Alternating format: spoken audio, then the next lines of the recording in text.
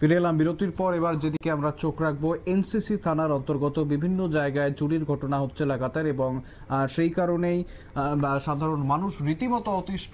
থানার দ্বারস্থ হয়েছিল সাধারণ মানুষ এবং সাধারণ মানুষের কথা ভেবে কিন্তু তিনটে জায়গায় যে চুরির ঘটনা হয়েছে তাদের সঙ্গে যে সমস্ত অভিযুক্ত রয়েছে, যে সমস্ত চোর সন্দেহভাজন রয়েছে, যে সমস্ত লোক সন্দেহভাজন রয়েছে তাদেরকে গ্রেপ্তার করেছে পুলিশ এবং ইতিমধ্যেই তাদেরকে থানায় নিয়ে আসা হয়েছে। পাশাপাশি তাদের থেকে চুরি যাওয়া জিনিসপত্র উদ্ধার করতে পেরেছে পুলিশ।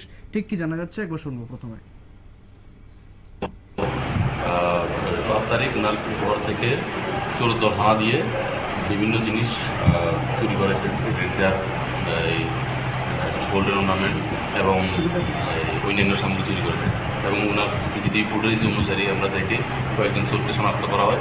শনাক্ত করার পরে ওদের সঙ্গে আরও অন্যান্য কারা জড়িত আছে আমরা সার্চ করতে থাকি এবং ইন দ্য মিন টাইম আরেকটা কমপ্লেন আসে আমাদের কাছে, এই যে আসাম রাইফেল মন্দির এবং কুমারডিলা কালী মন্দির থেকে বিভিন্ন জিনিস চুরি হয়েছে, মন্দিরের ঘণ্টা এবং অন্যান্য জিনিস এবং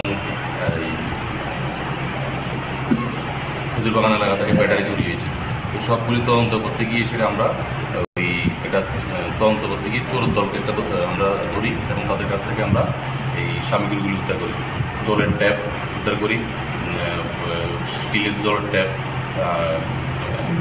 ঘণ্টা 3টা, 4টা টোল ঘণ্টা, ব্যাটারি, একটা গ্যাস সিলিন্ডার, গোল্ডেন চেইন, একটা ইয়াররিং, 1 পেয়ার এবং একটা বাইসাইকেল উদ্ধার করি।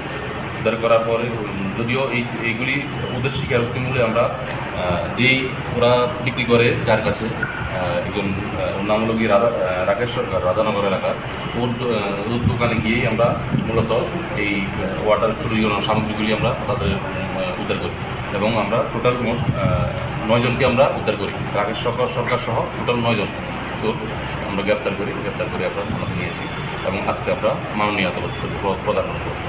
আপনার থানার অন্তর্গত কয়টা চুরি রিকভারি হয়েছে? এখানে 3টা চুরি রিকভারি আছে। মোট কতজনকে ধরা হয়? মোট টোটাল 9 জন। তারা কি স্থায়ী বাসিন্দা না শুধু চুরিকাণ্ড লোকের সব জড়িত আছে না অন্য কিছু লোকে তারা? না, এটা এখন যারা আছে তারা চুরির সঙ্গে যুক্ত এবং ওরা কি করছে না কি করে এগুলি আমরা বেরিয়ে করছি। আচ্ছা, কেন তারা এই চুরির সঙ্গে জড়িত, কিছু কি পাওয়া গেছে না? কি কারণে কেন তারা চুরি করছে এগুলি আমরা জিজ্ঞেস করছি। কোন জায়গাতে তাদেরকে আটক করা হয়? তাদের থেকে আমরা শ্যামলী বাজার এবং রাধানগর এলাকা থেকে গ্রেপ্তার করি। তাদেরকে রিমান্ডের আবেদন জানাবো? হ্যাঁ, রিমান্ডের আবেদন জানাবো।